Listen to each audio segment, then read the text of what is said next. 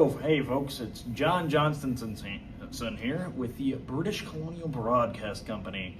Today, it's June 8th, 1692. Outlandish year so far. We've got Scotsmen, we've got Frenchmen, and, well, witches. But we'll start with the weather with my good friend Rick Rickinson. Rick here with the weather. It's about 69 degrees out. 13 mile an hour wind. Pretty sunny. Back to John. Well, folks, we're back, and with all these witches being so heretical, I have called in a good friend of mine, an expert in his field, Richard Dick Good. Hello guys, I'm Richard Good, also known as Dick Good. I'm the chief of witch hunters in Cockthorpe. I immigrated to that due to the burning of my wife. I heard here most witches are hanged, so I mean, I'm not personally like that. I kind of like to burn them, but yeah. Well, tell me about it. We'll be right back after sports with Henry. Henry here with today's sports news. In 1690, Sir Robert was struck by a golf club by a local boy named Taylor.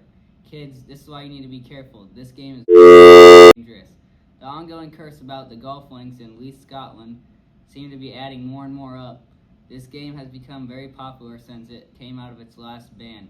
Here's the video of Sir Robert getting hit.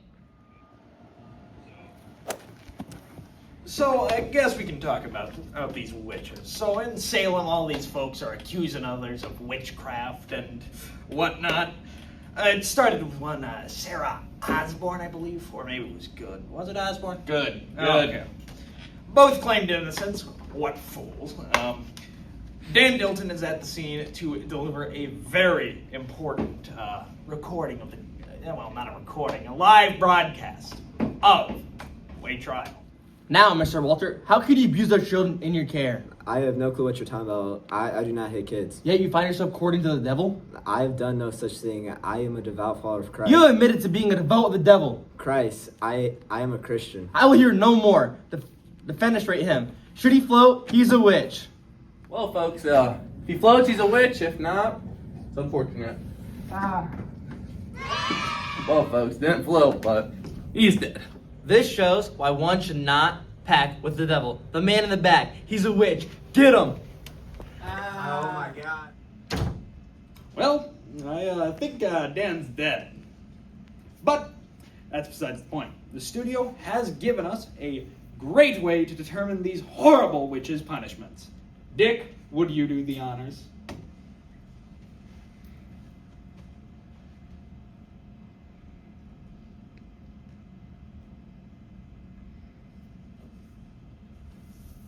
Hanging. Congratulations to Sarah Good and Sarah Osborne for winning a free trip to the gallows. We are experiencing a bit of technical difficulties. We'll be right back after this short advertisement. You know, whenever I watch sports, I always love to bring some of my family's homemade cider. It helps my body, my mind, and my soul. And don't just take it from me. That cider saved my marriage. Got my wife convicted of witchcraft. Help me beat my wife. It burns those witches real well. Yep. It melted through the Indians I traded with. And I can assure you that none of these customers died before returning home. So if you got a hankering from some good old civil disobedience or just plain fun, try Fruit Cup Cider.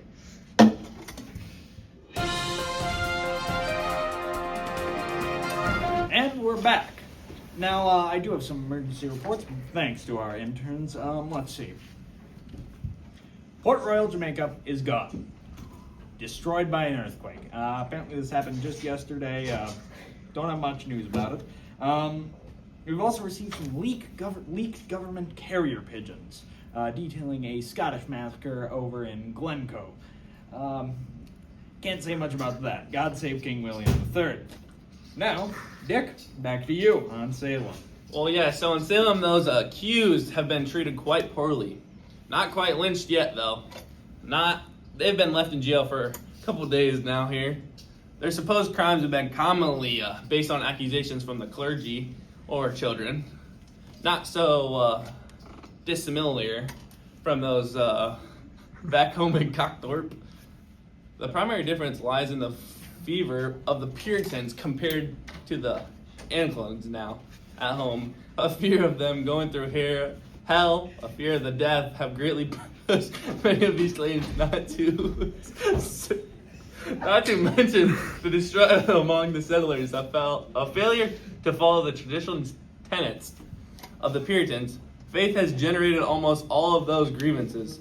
As for defense, I can guarantee you there are only two ways to get out of those crimes: admission of guilt or refusal, and eventually death. Well, what if you have evidence against such claims? Unless one admits their guilt or dies, possible, there's little need for evidence in a biased court. The church is the supreme authority and one cannot go against it in the town. How horrible. Now, the show's up, but join us next hour where we burn Mr. Good for being a witch.